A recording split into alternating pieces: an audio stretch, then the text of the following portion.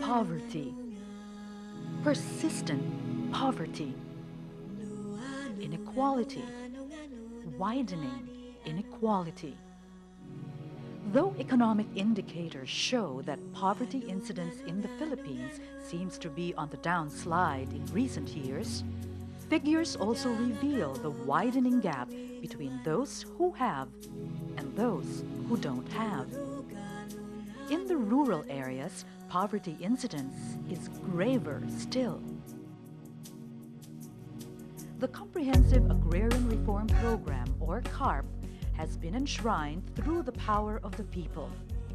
Today, its completion has been mandated by yet a second wave. Bayan, magsimula tayo muli. Magsimula tayo muli ng ating agrarian reform at pairalin natin muli ng masagana, masigasig, masipag sa loob ng ating kakayahan. Let us finally redeem the promise of land reform made over many presidents. Let us win this battle and let's make sure that within a decade na naman, makompleto ito. The President has said that agrarian reform is central to the government's drive to reduce social inequities, accelerate modernization, and transform the countryside. In implementing the Comprehensive Agrarian Reform Law, the Arroyo administration seeks to reaffirm the following guiding principles. First, that agrarian reform program was designed by the state as a means to liberate the landless farmers and agricultural workers from the bondage of the soil and the inequities and economic backwardness associated with a feudalistic land arrangement. Second, that agrarian reform as a reform program will succeed only if it is undertaken in a holistic manner and in the context of a comprehensive rural development process, as stated in the Constitution. Third, that as stated in the preamble of the Comprehensive Agrarian Reform Law of 1988, the ultimate objectives of agrarian reform are the welfare of the landless farmers and farm workers, the transformation of the nation through sound rural development and industrialization, and the establishment of economically sound system of owner cultivatorship. Fourth, that crucial to the success of the implementation of agrarian reform are the active participation of the agrarian reform beneficiaries themselves and the extension of appropriate support services to the beneficiaries. The Arroyo administration hit the ground running. Let us redistribute every year for the rest of the next 3 years 100,000 hectares of private land. And so a promise is fulfilled. In 1 year, through the Department of Agrarian Reform, 100,000 hectares of agricultural lands have already been distributed to qualified farmers. This brings our country closer to realizing its dream of providing a better life for the Filipino. This is just the beginning. Perhaps buoyed by such accomplishment, the President has upped the challenge by raising the figure to 500,000 by year 2004. The leadership once more calls on you. Bayan Anihan. Bayan from people. Anihan from harvest. Bayan Anihan. One people. One goal. The successful implementation of agrarian reform. Bayan Anihan. One people. One future. A country without social inequity. Modern, wealthy countrysides.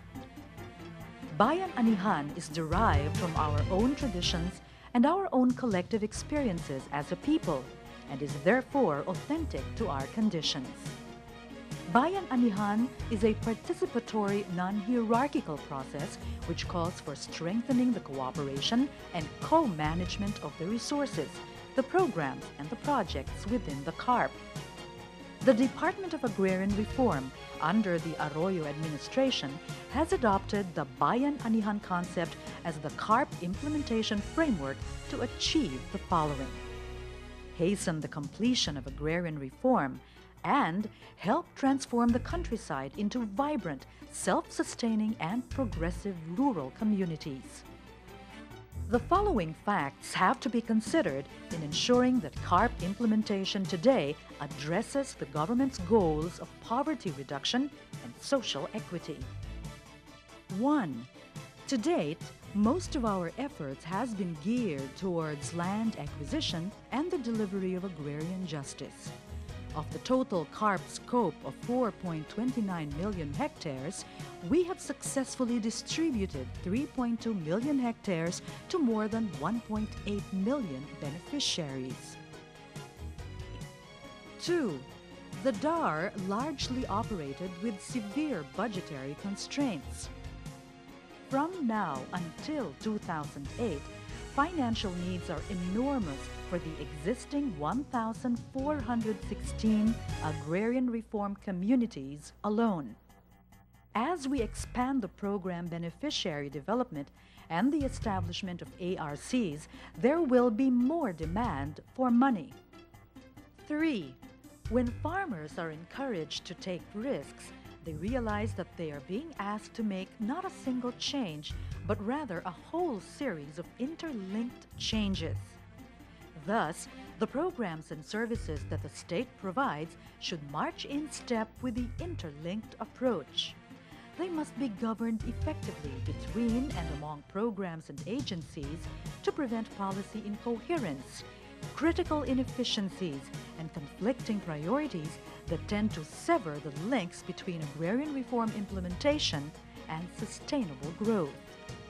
In operational terms, Bayan Anihan means an integrated approach to CARP implementation.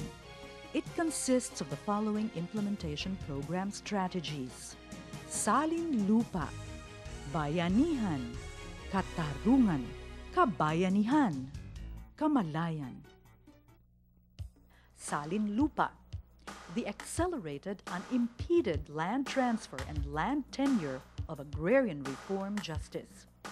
The thrusts of the Salin Lupa program are twofold: to fast-track the land acquisition and distribution program in accordance with the provisions of the law, and to improve access to land and benefits arising from the use of the land for those under leasehold, stock distribution, and other non-land schemes. Land acquisition and distribution, or LAD, has not been easy. Some even say that land redistribution in the Philippines has reached a dead end. Most of the lands left by DAR to acquire are in the hands of big landlords and well-entrenched corporations. And the program has been met with vehement resistance, with legal suits, with threats, with arms. Still, DAR continues to plow on. It is streamlining the LAD program by better coordination between and among DAR and other CARP implementing agencies. DAR is also exploring new approaches in LAD. It is installing an integrated mapping system, developing innovative measures in addressing agrarian reform concerns in problematic areas, and filing cases against sectors or entities blocking the implementation of CARP. As to the non-LAD areas, DAR is developing an inventory of land holdings and production arrangements in these areas. It is also studying other means by which farmers can realize higher productivity and economic gains. Bayanihan. DAR intends to strengthen existing ARCs and create new ones. In fact, some ARCs are being clustered to form bigger Bayan Anihan Agrarian Reform Zones, or AR zones, which can evolve ultimately into progressive agro-industrial complexes. The ARBs are given the resources and assistance to modernize their farming ways, choose the correct crops, form rural-based enterprises, develop their cooperatives, forge business and trade alliances with other communities, and so on. the role of education and training institutions is crucial.